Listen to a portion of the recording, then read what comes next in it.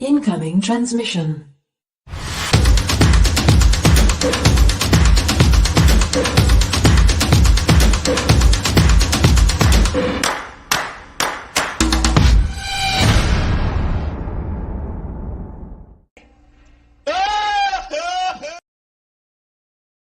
Good evening, everybody. What's up? Welcome to the Outpost Nerd. I am the nerd of the Outpost. I'm glad to be here. Hope y'all had a great weekend and planning for a great week. I know I am. So tonight we got another episode 6 of my ongoing series, RPG Nightmares. Hope y'all enjoy it. Hope I'm enjoying this. So let's get into it. Tonight we got some really great stories, great topics. I think I'm going to be able to talk about. First off, sometimes people they get stuck as what called forever DMs. The one person that doesn't get to play the game, more so they run it. So, first story we got is just about that. The disinterested DM who kind of ruins it for everyone else, I feel.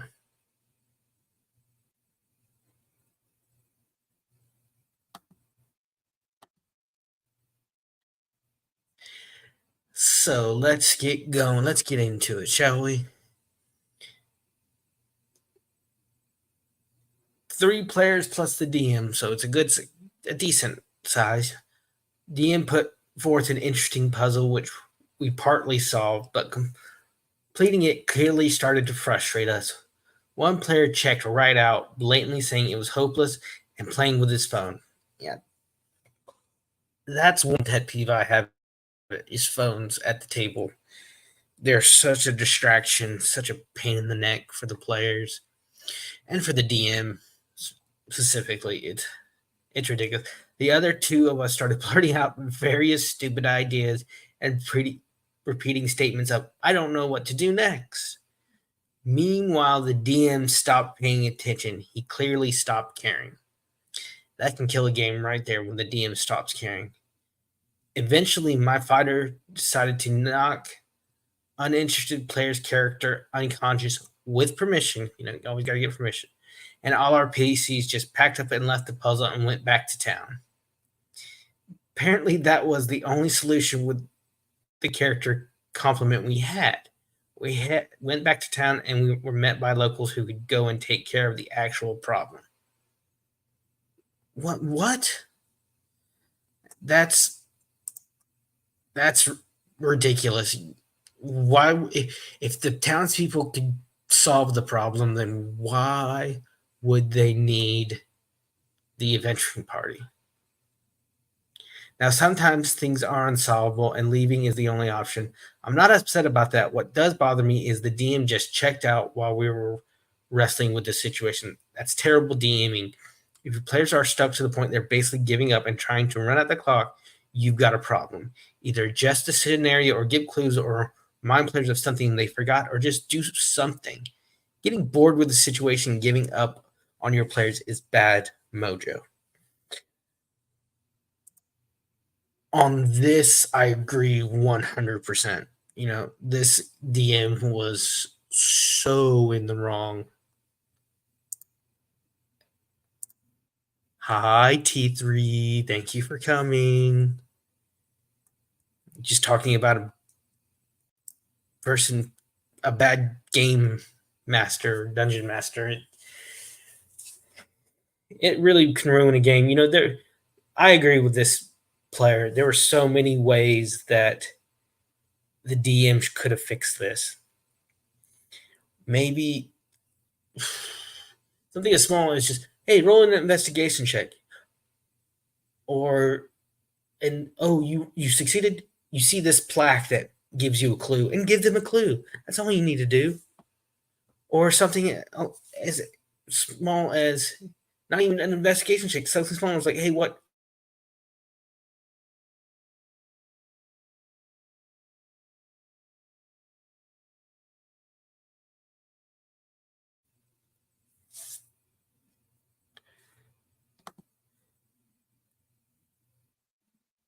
it's so much that could have been done to keep the game going instead of just basically sitting there like a lump, like a bump on a frog's ass, and just do nothing.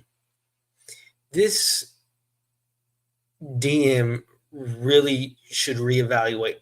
Do I want to run the game or do I want to be a player?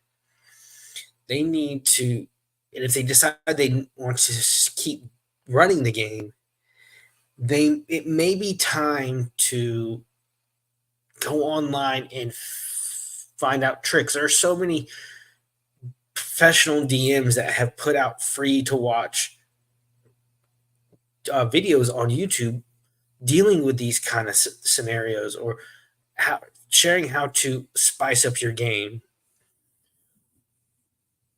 Um,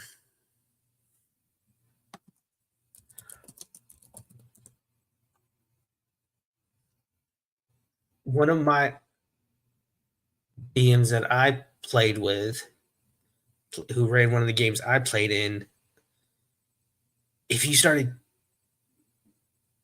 taking too long, he'd throw an hourglass on the table.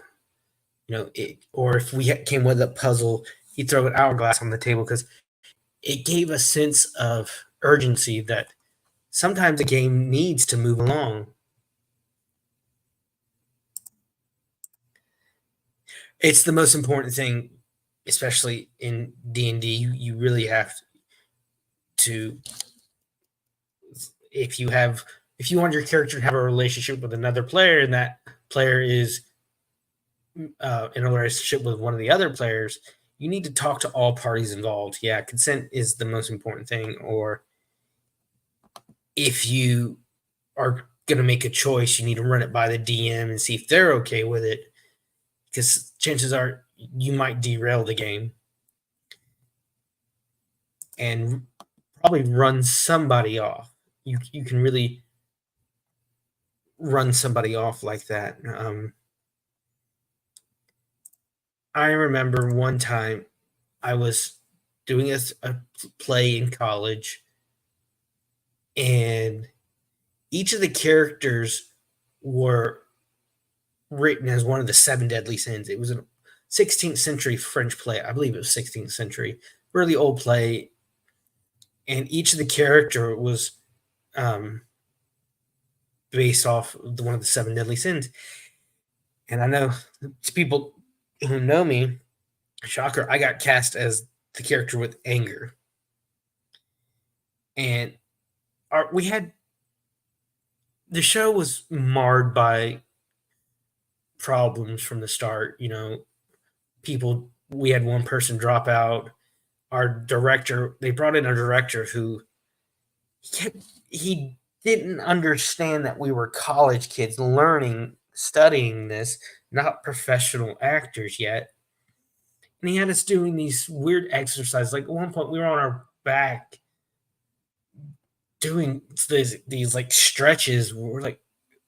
We finally went to the division chair, and after he told us that we weren't taking our craft seriously. Okay, not taking your craft seriously and not understanding what what the teacher or director is trying to do, two different things. We didn't understand what he was trying to do. So one thing he tried us to do, he wanted us to act out like our characters sinned. And the only thing I could think of for anger was like cutting yourself. So I took a plastic knife and just acted like I was cutting myself. And I did not think to ask people like how would they feel about that, like my castmates, how they would feel about that. A lot of them were kind of triggered by it. So that's one lesson I learned about consent. Always ask for consent.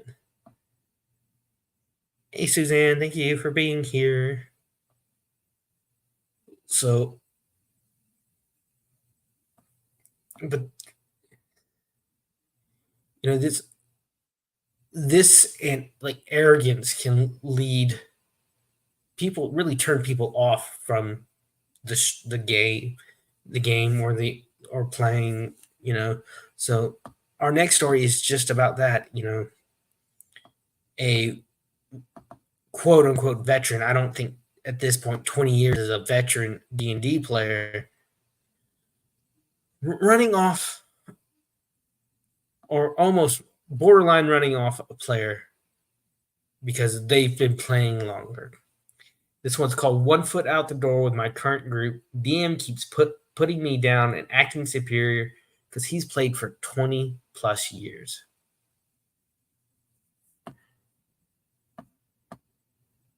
Hey, thanks though. Appreciate it. Drive safe.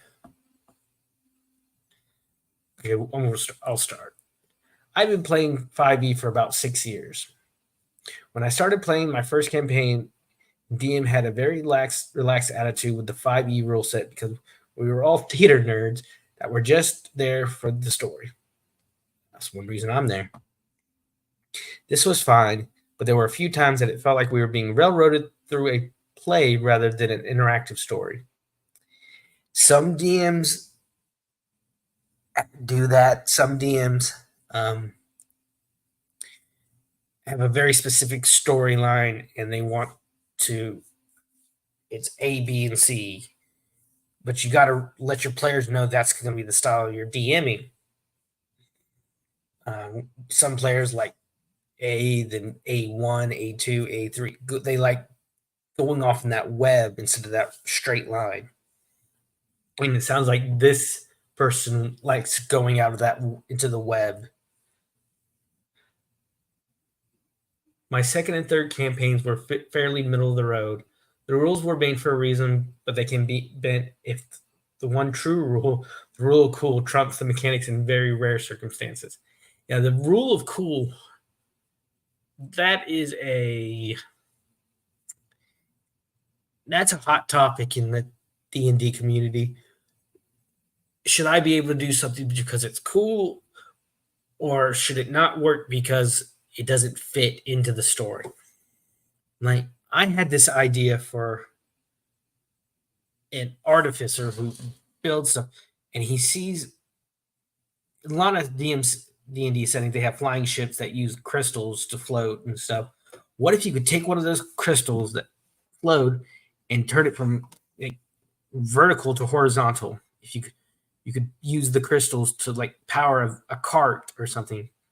So basically, you'd be my artificer would be driving a car. I think that's cool. That doesn't break the games. It fits in with the mechanics and settings of a lot of stuff. A lot of DMs, when I threw that idea online, they would be like, "No, you can't do that. That's the rule of cool. That's pushing it too far." So it's understandable, but I think it'd be cool. I think it'd be a good long-term goal. Not like, oh, level 2, we have a cart that can go 60 miles an hour.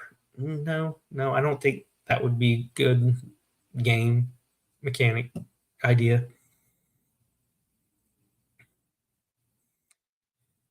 Okay, continuing this. Scheduling conflicts have put campaign on 3 on hiatus, so the DM recommended me to a group he played with years ago, ran by someone I've known forever, but lives out of my state.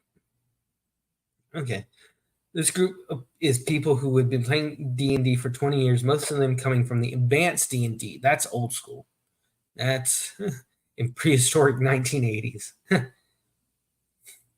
They're a very knowledgeable set of people, especially the DM when it comes to the mechanics of all editions of D&D. To the point he made some additions of his own. Perfectly fine for DMs. It's called a handbook. I wish the one thing I don't like about what this place is saying, oh, there are rules. No, they're guidelines. They're handbooks. You can change anything you want. That's what I like about D&D. Every game and every group plays differently. Now, I haven't been playing for a small amount of time, and I know a fair bit about 5e, but of course, there's some odd mechanics every now and again that will trip me up, and I'll ask a question in every group, with every DM especially, that I have ever had to do this with. This is no issue, for now at least. The first instance I can recall, first issue I can recall that red flags appeared was a session 0 I didn't know see it as one until now. At first, we met in a general Discord and had some light conversation.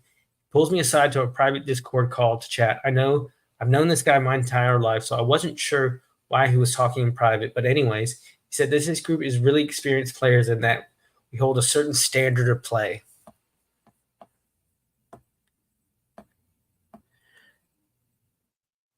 Okay, Shelly, have a good show. I'll probably be over there in a little bit. Yay!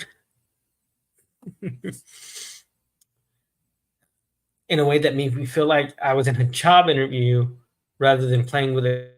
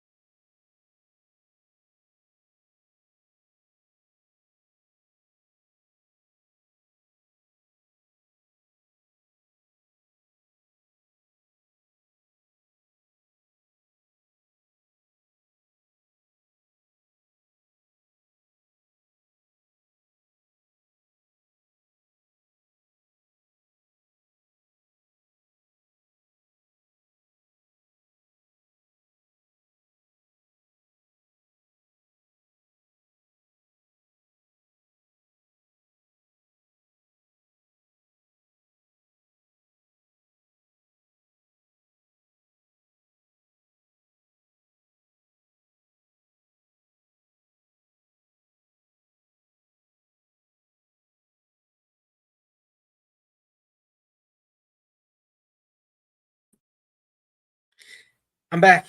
I'm back. Can you hear me? I had some connection issues. StreamYard being a pain in the ass. I'm back. I'm back. Oh, let me bring back up the story.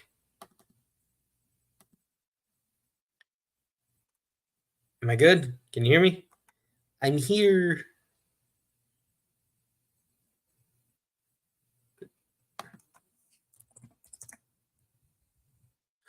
Okay, good, good, good.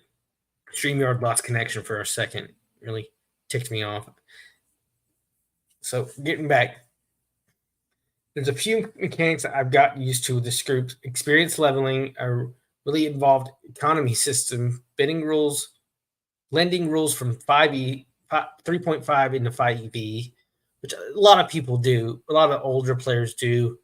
They a lot of older players tend to ignore the fact that fourth edition even existed, and 5e. A lot of veteran players feel that it's too streamlined, too easy, the too much missing from straight 4e, which is the reason we have all these modules and extra books. Which, to me, I the first book I got was a fourth edition book, and I tried to understand it, tried to get into it. For years, I couldn't figure out. But then 5e, it was so simple once I got the idea of like 2d6, meaning two sided dice and stuff like that. And you know what I mean? It was a lot to read through, but I'm game for a new approach, which that's good. New ways to play the game. Character creation is fine. Decided to play an Eldritch Knight, and off we go. Love Eldritch Knights. They're like the best way I can describe them. They're fighters with a splash of wizard. You have access to a lot of defensive spells and spells to increase your chances of hitting. And even one or two like attack spells. But you got to be careful. Choose wisely when you're dealing with when you're creating Eldritch Knights or Blade Singers, which are the kind of Eldritch Knights flips. They're wizards with a little bit of sword play. two of my favorite classes. First few sessions were standard fare. Session 3 was when things started to get a little tense. We were in a fight, and we had myself and a monk bashing one guy. I attacked normally without any new bonuses. As every campaign I've ever been a part of, and the DM says, "Whoa, dude, you're flanking. You got to add your bonus." When I asked what flanking was, he said, "Okay, well, that is house rules. Roll on a d20. So if you rules, those are house rules on roll 20. So if you had read those, you would know what it is." But it explains. That one stung a bit, but not the worst DM experience I've had. Chop it up to being midnight and move on. Yeah, that you know, even though like the player might have read it, okay, you that doesn't mean you retain it. That's what I don't understand about people. They think like, oh, you read this once, you should know it. I worked at a job earlier this year where it was an insurance job, first time in the insurance business, never done it before. Go in and I tell them I don't know this, and all they did was show me videos that were like 4 or 5 years old, and so old in fact that the current versions of the programs we used didn't wasn't the same anymore. They were like two different programs. And there were two ladies in there in the office with me. I'd ask one, she'd be more than happy to show me and explain it to me. But this other one, every time I ask, you should know that. You should know that. You've been here a month already and you don't know this? Lady, I sit here most of the time and listen to my friends on YouTube. I don't get any books or materials to study to learn all this. You sit there across the room from me and do your thing, and I can't keep asking the other lady because I'm taking her time away from her job. So I kind of understand that the little sting more than I care to admit. So second time comes around session 8 or 9. We're at a shop buying items, and a guy comes across an item specific to his backstory. Oh wow, how much is this? The shop owner says that will run you about 1,000 gold. I have 600. Oh man, I say, that looks a bit out of my price range. Then the GM out of the character said, wait, what? You should have the gold for that. All of you got 2K from the last session. I say, oh, sorry. I must have forgot to put it on my sheet. How much was that? And he just starts laying into me. He says, look, man, tracking. Stat tracking is very important in our game, and no one is going to hold your hand to add that loot to your loot. Okay, this would have ticked me off. I have played games with new players, and I've had no problem helping them like figure out their stats or how to roll attacks or keeping track of stuff. That part, this DM seems to have forgotten or maybe he just doesn't care due to his vet status. I hate that. That's something that this is a learning process for a lot of people, especially in a game when you're mixing additions. Come on, dude.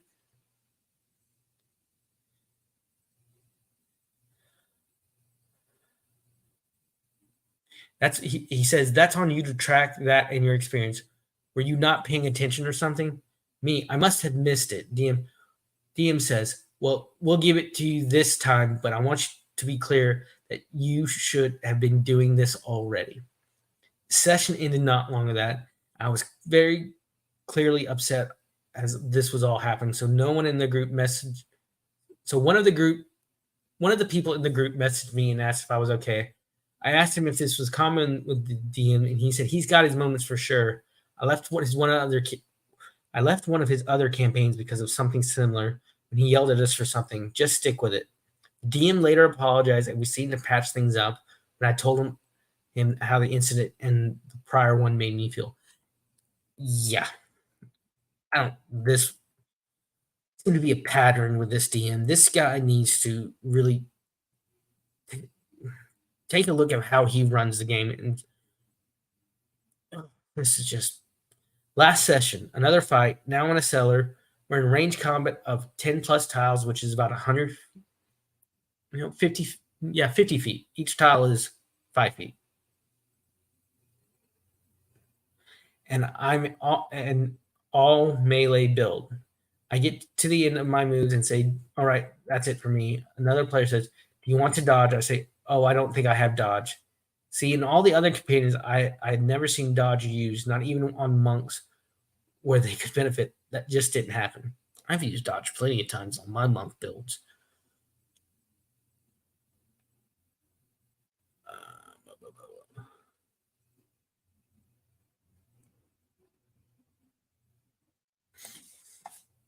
The player explains it very coolly and says, "Oh, cool." And I say, "Oh, cool, thanks," and think nothing of it. Learned something new. Had a fun session with great art moments, and it was probably my favorite session we've done.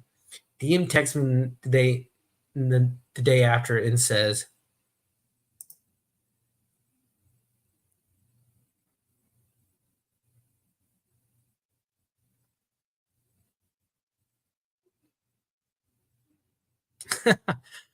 "Well, bullying in general, YouTube, real life, in games like this, it's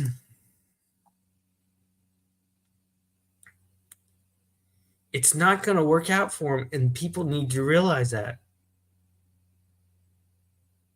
I see it being the victim of bullying, and honestly doing a little bullying in my past.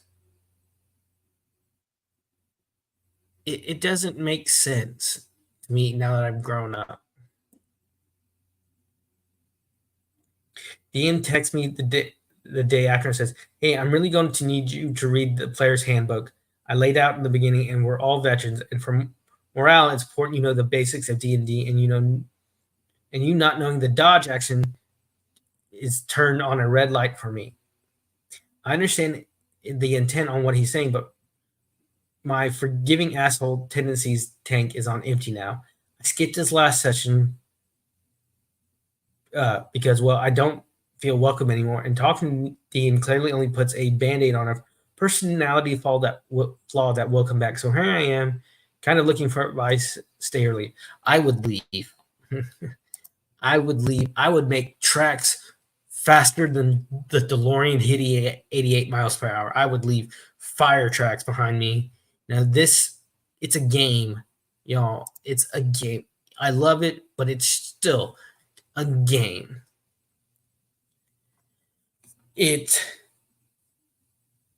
purpose is to relax you, to have fun, to make memories, good memories, not these bad memories like this.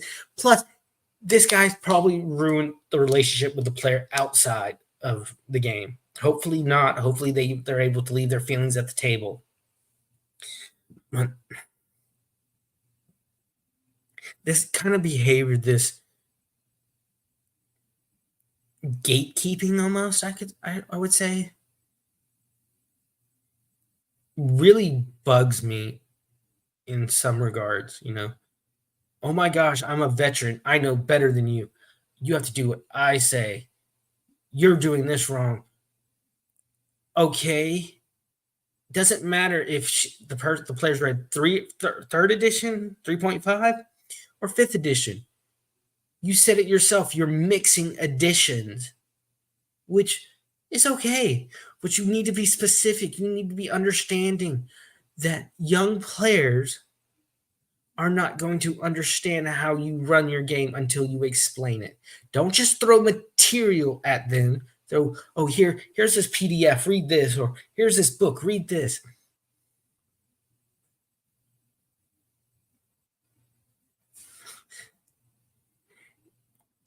You know what, Suzanne? That just popped in my head too. That was improvised. Ah, that might make a good T-shirt. I'm out of here faster than the DeLorean hitting 88. But this DM, you know, I personally I've never played experience-based leveling in D&D. I've played milestone D&D leveling. So I would have trouble, even though I've been playing, and I've only been playing maybe 4 years, 5 years. My first game was so confusing. I jumped in the deep end. I was playing. I've shared the story of playing a rogue assassin, and which is not. I had to ask over and over again, how do you do critical damage? Because there's a formula to it. But then, we go from this veteran DM ruining a game to a noob ruining a D&D session. This one's called New DM Ruins Campaign Through a Lack of Prep and More. Yeah, one of my favorite DM, Matt Mercer for Critical Role. I share him a lot. But he always says he said one time, I think it was for every game hour played, the DM needs at least 2 or 3 hours of prep. So I understand it just takes so much more for the DM. It's kind of like on YouTube. You're only seeing the product. You're not seeing me or any of the other YouTubers researching, spending the hours behind on editing videos, paying for these programs, learning these programs. You're not seeing that. You're just seeing the finished product, not the effort put into it. So going on, getting on this one, it says, my first campaign was a disaster. This is a 5e game in a homebrew setting, and the DM, along with most of the players, had never played before. Oh, that's a recipe for disaster. That sucks. Where to begin? Let's start with combat. The DM had no idea how to balance the encounter at all. They were either ridiculously easy to the point where it was stupid even to run it, or so hard it was almost a TPK right then and there. There was no in between. I didn't help that the DM stopped at all RP every time combat started, and the monster just generally stood there and attacked. And with the combat sometimes taking the entire session, it made every session a slog to get through. Second problem with the DM is he clearly had no idea what he was doing.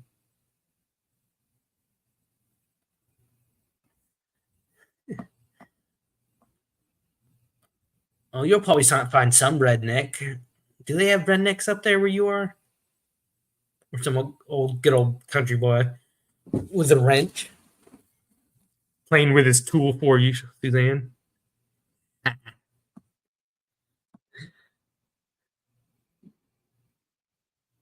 second problem was Dean had no idea what he was doing with the campaign, with every session being clearly improvised poorly.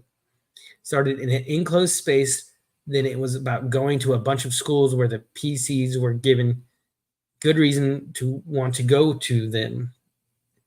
And this part of the campaign used a coin as a MacGuffin, but never really did anything and stopped being important halfway through the campaign. At which point the PCs were just headed to random places and doing random things until it was time for the final fight. The DM wasn't the only person who made this campaign a slog. Some of the players had issues as well. No one really RP'd very heavily and then would complain when nothing happened.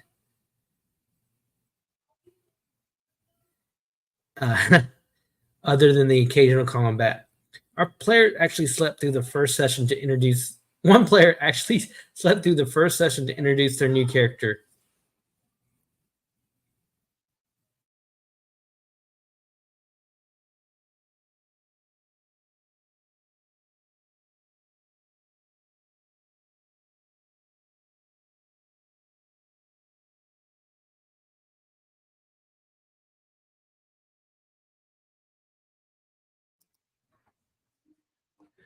One player actually slept through the first session to introduce their new character. Honestly, every session of this campaign was really boring. which is why I'm so amazed anyone has ever wanted me to DM for them ever again, let alone a small group who are, by the way, all are doing much better. The point of this short tale, I suppose, is it is possible to get better with practice. I'm glad they realized that. I'm glad they realized that, everyone has to start somewhere.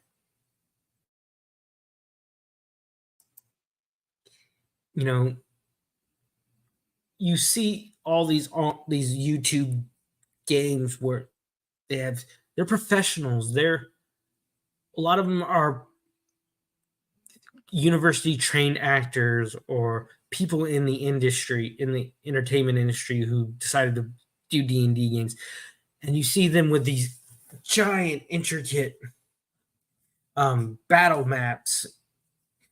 I remember for the big final battle in campaign 1 of Critical Role, he brings out this 2 or 3 feet, or less, like 2 feet tall, had to be like a foot and a half to 2 feet tall battle map,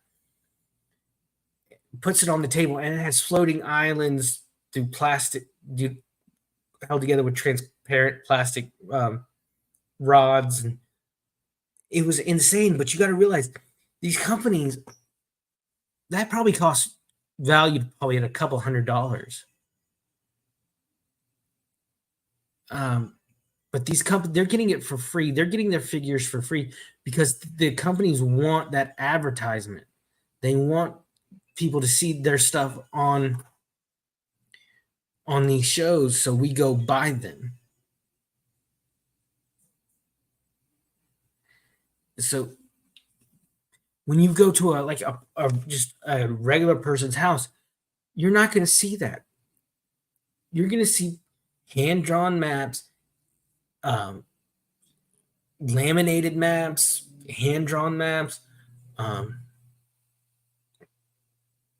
sometimes not even maps at all. Sometimes it's all theater of the mind.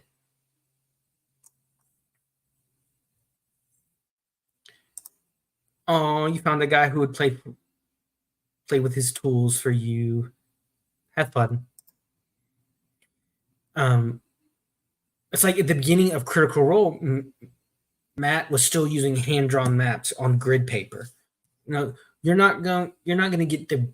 And eventually, as the show got more popular, advertisers came in and they started giving them stuff to use.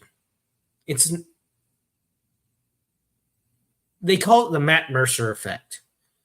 A lot of people don't like him because they think that the expectations for DMs are so high now due to Critical Role, Dimension 20, Legends of Evantris, all these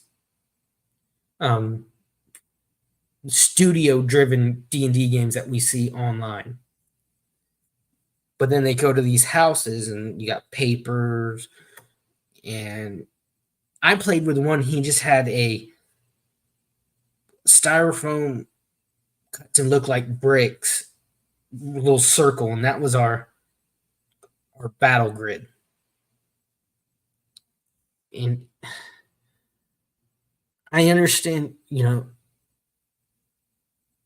and you got to realize too, a lot of these DMs started in the 90s. Like, they've been doing it for years before they even got into YouTube. Matt Mercer started in high school, and he's in his 40s.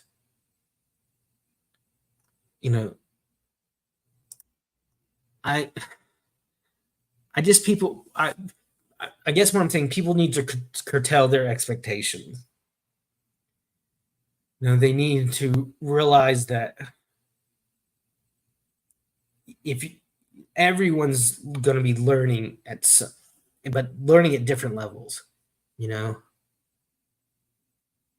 that's my thing, be patient, I think, and communicate. In 6 episodes, I've done 6 episodes,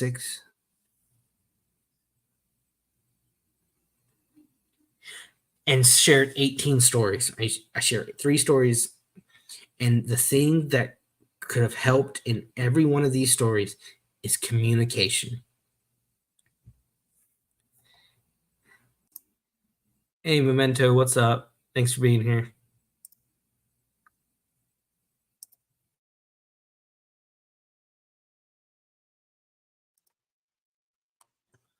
You know, I a lot of people's problems could be fixed if they could just sit and talk.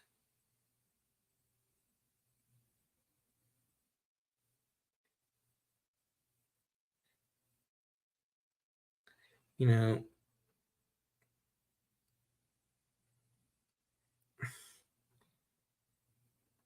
I just I hope that these experiences that these players have gone through haven't soured them on what is a great game, great hobby. I hope it's taught them how to be a little more cautious, a little more understanding.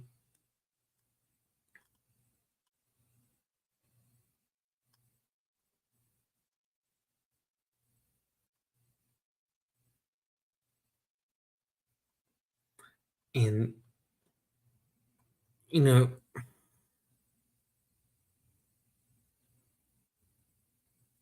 there's so much that goes into a game of D&D. The art skills, acting skills, problem solving skills. Some schools even use Dungeons and Dragons as a way to teach students in gaming clubs. Um, oh, good, you found someone to help you. Good. Hope everything you can figure everything out, Suzanne. D&D is used. It can used to be taught social skills, problem solving skills. Um, I'll talk about that more in another show. I'll research that more. I'm not, and you know what?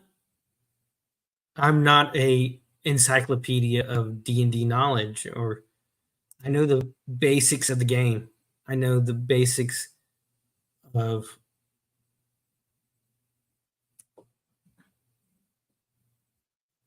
um and I don't really only know fifth edition.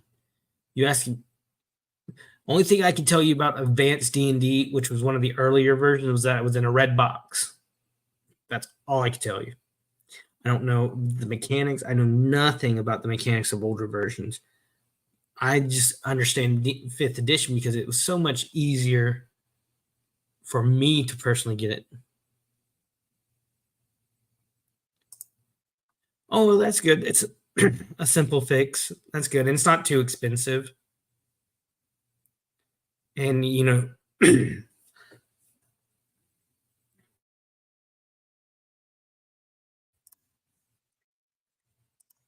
I know stores down here, you can go to a hardware store, and most of the time they'll do it for you. Um,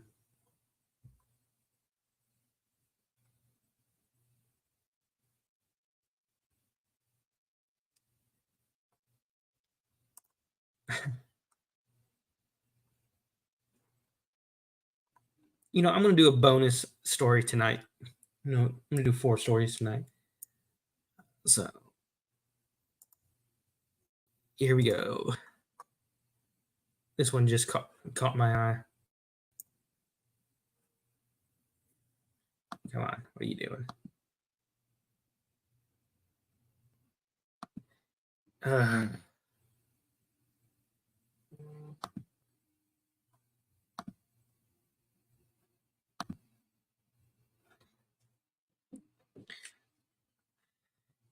It says, "Am I the asshole? DM keeps killing my character off. Hey guys, I've been having a bad experience with this current campaign I'm playing. I'm playing a now level 11 lizard folk cleric who I really enjoyed playing so far. He meshes well with the party and spells come in handy pretty often. My DM doesn't like him so much though. It's nothing extreme like banning spells or nerfing my abilities, but I'm beginning to notice a trend during combat. A few sessions ago, my party was fighting some undead creatures in the crypts beneath an abandoned city. Typical setting. There were groups of zombies that swarmed us, led by a powerful skeleton warrior called Muram. He was wreaking havoc amongst the party pretty equally, scoring some strong hits on the barbarian and monk. I used Destroy Undead to get rid of the zombies, and as soon as I did, things changed. The Merram. Is that like a mermaid's ram kind of hybrid thing? I've never heard of a merram. Started targeting only my cleric and nobody else. Even when the monk was more open, and even when the barbarian triggered an opportunity attack, he only attacked me, ended up killing my character, and the party had to revive him. When they casted Revivify, though, the DM made them roll against a high DC to succeed, saying that my soul was far from my body and not eager to return. Anyway, they rolled high and I came back. Okay, that doesn't seem too out of the ordinary. Your character just destroyed this creature's horde of the undead. You know, that why would an undead creature not target like the most dangerous foe on the battlefield? After that, there were some more combats where enemies grouped up to only attack my cleric, ignoring the rest of the party members. I got frustrated about this, so I talked with the demon. She said that she's just role-playing the enemies in a fair way. No, she's not. She said that reasonable enemies would only target the healer and take them down first. Bullshit. Bullshit. I call bullshit. I said that I felt kind of singled out, and she just laughed it off. Next combat, a wizard killed my character again. This brings us to the most recent session, where a fight against the monk story arc boss ended up with me dead. The boss only targeted me once again. He got revived. The character got revived for a third time, and this is reconsidering being with the party now. Keeps dying over and over again. What reason does he have to continue this journey? Am I wrong in thinking this, but I'm being targeted? Yeah. You are not the asshole. The DM's the asshole.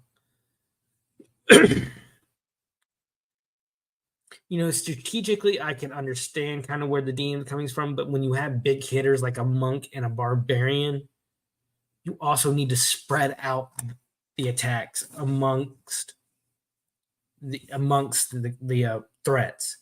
So yeah, this DM is being a real a-hole.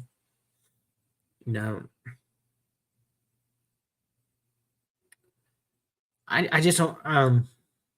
I understand where both sides are coming from, but I'm tending to lean more towards the player in the fact that they're getting targeted.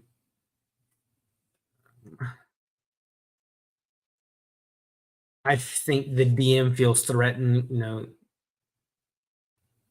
They plan this big battle with this undead horde, and the cleric takes them out like with a snap of their finger. So I think this DM is really going at them. I